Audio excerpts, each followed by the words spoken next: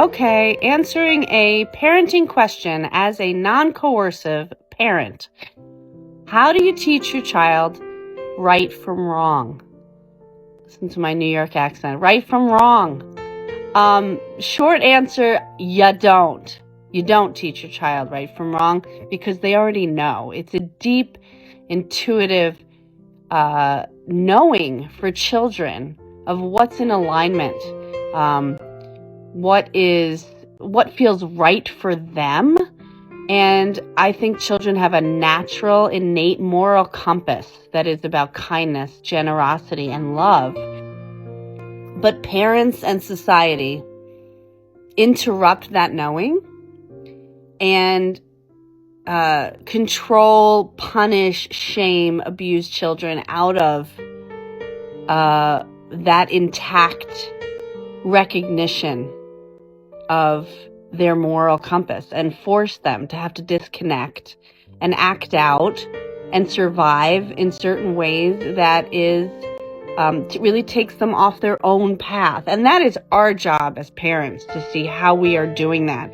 And the best way for parents to be in touch with how they interrupt their child's natural growth is how we love and respect our own knowing, our own intuition, our own integrity.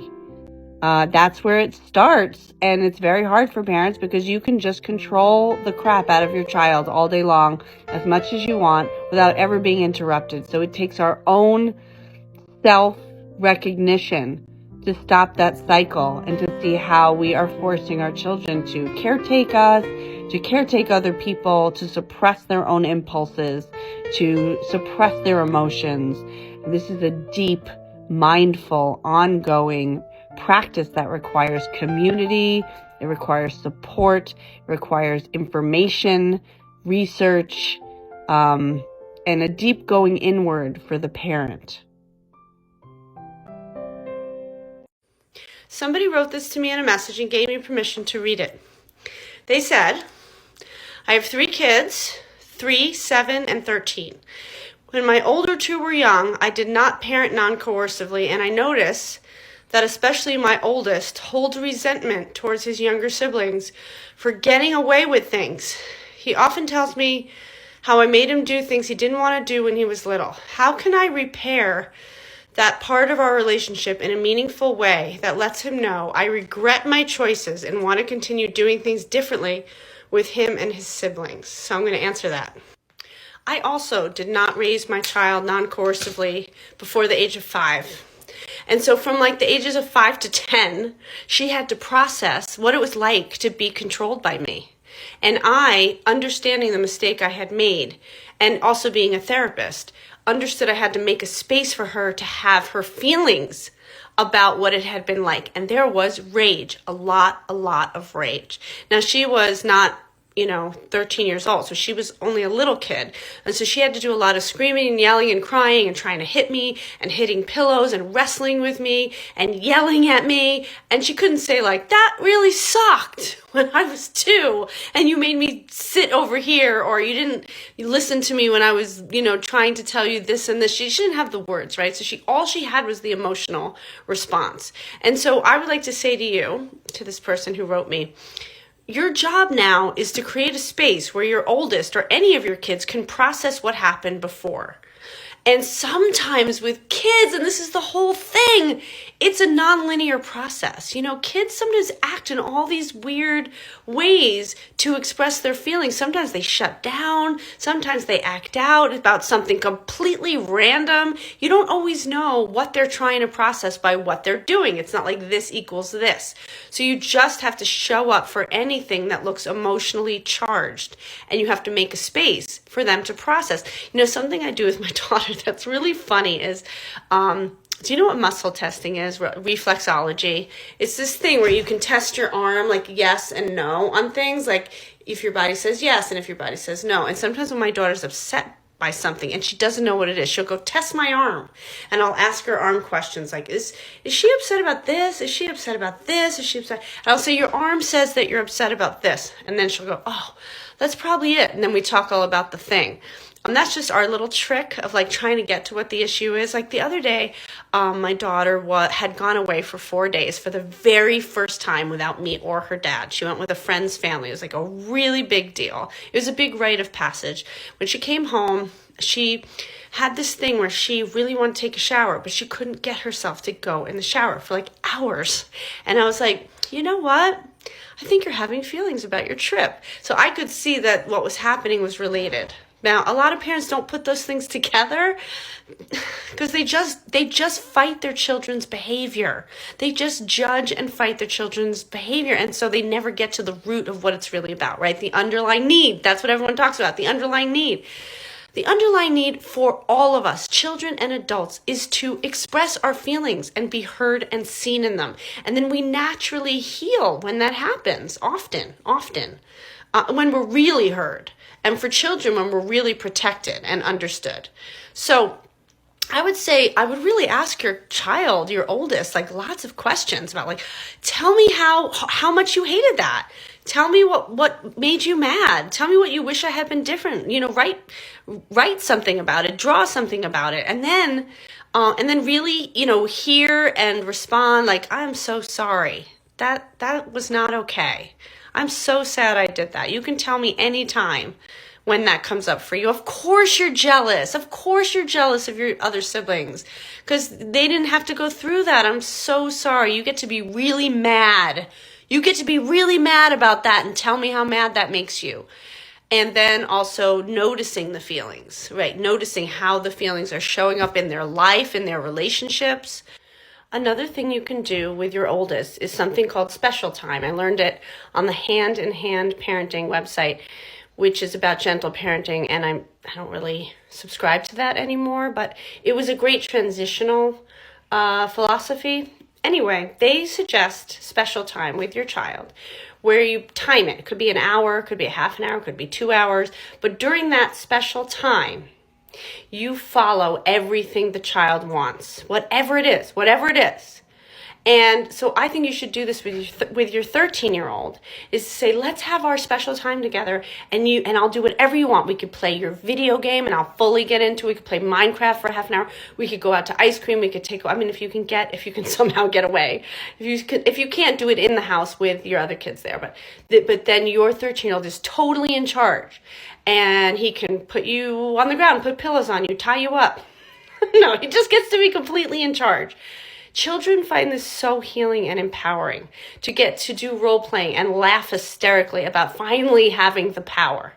It's a form of releasing feelings. I did this with my daughter a lot. We did a lot of laughing with this, and not only playing, but also just really getting behind whatever she wanted.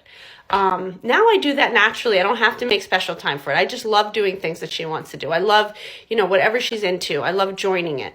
But this is a practice where your oldest would feel like he has like all of your attention and all the power. And I think that could be really reparative. Let me know how that goes. This person is asking about being friends with your child. This person is saying that their mom is their best friend. And people get very upset if I say I'm friends with my child. That people get very offended. And I'll tell you why. I'll tell you the good reason why people get offended. Because there are millions of parents walking around who are not really adults. They're wounded children posing as parents. You know what I mean? And they're acting like they're best friends with their kid, but they're not really parenting, right? It's a form of neglect. It can be really invasive when parents act like children. And they don't really guide and hold a safe space for their child. So I think that's why people get upset if you say you're friends with the child. They're assuming that you're making your child take care of you or take care of themselves and not be guided. So I want to say that non-coercive parenting and non-authoritarian parenting does not mean you take your hands off the wheel and you stop parenting. It's actually the deepest form of guidance. And because you allow your child to fully be themselves and have their full feelings, there's a deep friendship that happens that's not about power. okay? It's not about power over. It's about like mutual appreciation and cooperation and creativity, and it's awesome. My daughter and I laugh so much. She really is so funny. She makes me laugh every single day. And so these moments feel like deep, deep mutual respect. That feels like friendship. Feels like friendship. And then there's times where I really have to be the adult. She has to be the little girl. And in those moments, I would say we are less like friends and we are more like child and parent. And it's kind of a flow in and out of both of those states. I'm going to read you a quick little note that one of my followers wrote me because sometimes I feel like I'm really getting through. Listen to this. I see what your stuff is. Basically, it's about learning to catch yourself and choosing to open to feeling your pain in the moment as it arises with your child. Yes, thereby allowing healing and closeness rather than closing the door to these opportunities, thereby causing a rift between you and passing all your trauma onto your child to deal with in their adulthood. Yes, I couldn't have said it any better myself, even though I've tried to say it in 700,000 different ways. Pain. Yeah, we need to open to our pain, and we need to open to the pain of our children. And that's how change is made. As we avoid our pain, we go into all of our coping strategies: distancing, punishing, shaming, withdrawing our love, criticizing, controlling, forcing. And when we open to our pain, there's a space of listening and sharing where you have to feel your grief, your own rage, your own shame, and you have to be willing to feel that in order to not just react and then enact your trauma onto your child. Now, you could say it so many ways, but we all need support to do this. It's almost impossible. It's impossible to do it without support. So I'm here trying to show you other options to powering over your child and not treating them like a whole human being. But it's a whole field of study. It's taken me years and years and years. I'm in my 8th year of non-coercive collaborative parenting, and I'm still studying all the time because I lose it, because the whole world is telling me that children are not human beings, that their opinions don't matter, that they just need to be controlled and that makes you a good parent, that they need to perform childhood, that you need to perform parenting. I mean, it's brainwashing. It's constant brainwashing. And then you look at what's happening in the larger scale of humanity, and children are not considered people. So just like dismantling white supremacy, we are dismantling childism. Oh no, I'm getting all worked up. Oh God, it started so nice. Now I'm getting all sweaty and angry. Someone sent me this. I want to read it to you. The other day, my son colored on his brand new Nikes. I freaked out for 2 seconds, then gave him different Sharpies to color on them with because he's very artistic. You've completely changed the way I parent. It's so good to have examples of these moments where we're about to go into the old recording, the old reactions, where you're supposed to control. You're like, okay, it's time to control. And now you've started to repattern yourself to turn towards your child and see who your child is. And then ask yourself the question, how can I get on the same side as my kid? Not the other side, but the same side, because then I'm an ally. I'm an ally to a child that does not have the power in the relationship. And this is such a beautiful example. And I'm also just blown away that my videos are affecting people so profoundly. It's a really great feeling to make a difference.